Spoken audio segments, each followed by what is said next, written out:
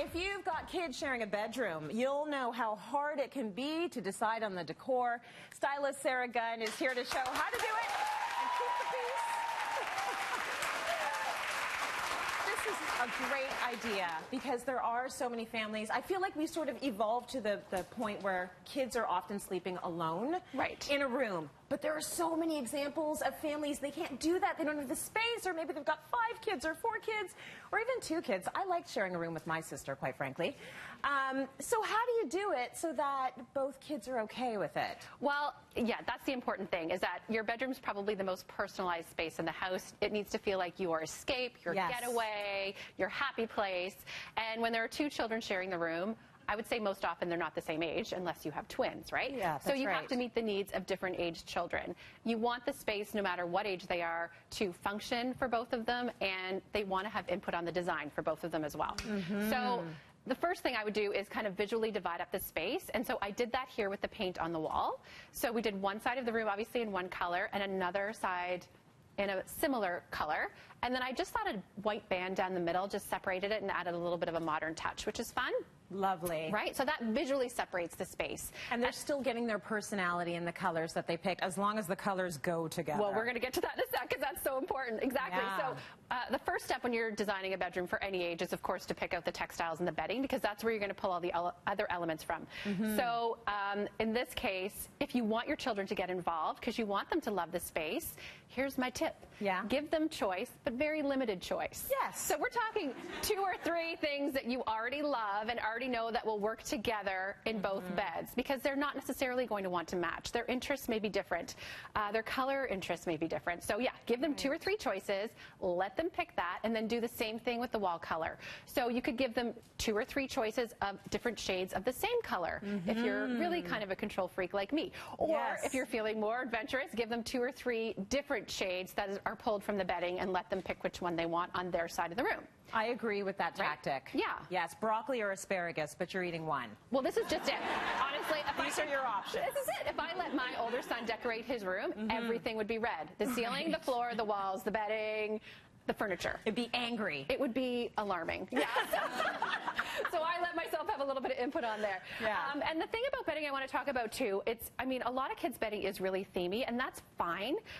You know, maybe your child loves rainbows, maybe your child loves mermaids, but if there's an older child in the room and they want a little bit of an interest, I would go with the less expensive bedding, which would be the sheets. Yes. And then go with something that will age with them and grow with them for the more expensive pieces, like a duvet cover or a quilt. If they're really young, they're going to be okay with this rainbow blanket until they're, you know, for a good 4 or 5 years, so you're going to get enough value out of that to keep it. Very nice. Another way to divide up the space is with the layout. So a lot of people think bunk beds when they think shared rooms, right? I don't know about your kids. I don't feel safe with my kids in bunk beds. Oh, my kids would love to have bunk beds, but we don't have them. No, we don't either. And I think I feel it's a safety. I just picture my youngest jumping from the top. Falling out? Or my oldest falling out. Yeah, exactly. Yeah. But also, space doesn't always allow for it, depending on where the window is in the room, because you can't have one crossing a window for safety reasons. I prefer 2 twin beds on the same wall. Yes. Yeah, I think it adds balance to the room, and it looks great. And actually, all the furniture here is from IKEA, including this, which is a great option instead of bedside tables. I love the idea of a small dresser in a shared room, placed between both beds. You can put organizers in the drawer. You can label the drawers, color code them, whatever you need to do so the kids know where to get their things. Yes. They know what space is theirs, and better yet, they know where to put their things away. Yes. Right? And you can never have enough storage, I find, no matter what the room is in your house. If you can find a way to have more storage, you should do it. So a dresser makes a lot of sense. Exactly. And I mean, there's baskets hanging on the end of the bed. Yes. And then so even cute. use your vertical space. Maybe it's a small room. So we've got over here on this side, if this child's a book reader and they love books, hang some over their bed so they're easily accessible, but they're not taking up any floor space. Maybe you don't have room for a bookcase. You can just rotate those books every week or so they have fresh books to read.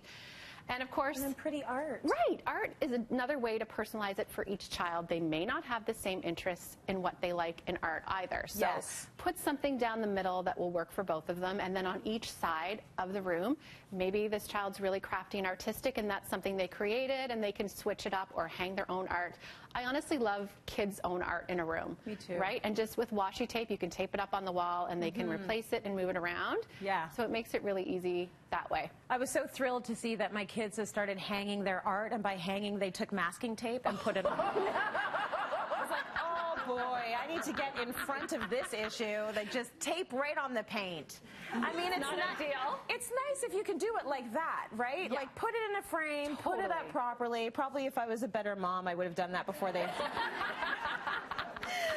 You know, the other thing to think about also is to make sure they can have age-appropriate jobs to keep the space tidy. So you can assign them so that the room, you know, you might have one child that's neater than the other child, and that's going to be annoying for one or the other. So they should each have their own jobs. It's true, and make it easy for them. That's why baskets are a great option because, I mean... Put it all in here. It's not hard to put things in a basket. Right. Right? So, yeah, the younger children can be in charge of that job. Just pick everything up off the floor and put it in baskets. You can have some at the foot of the bed or in the closet. Maybe the older kids are in charge of taking the linens off of the beds and getting them ready for the laundry or something like that. Right. And having alone time in the room, too, is very important. I think that's sometimes huge. You don't want to share everything. I think that's really important that each child has a designated time where they get that space to themselves, for sure. Okay, lovely. I love the tips, and this is all beautiful, just gorgeous.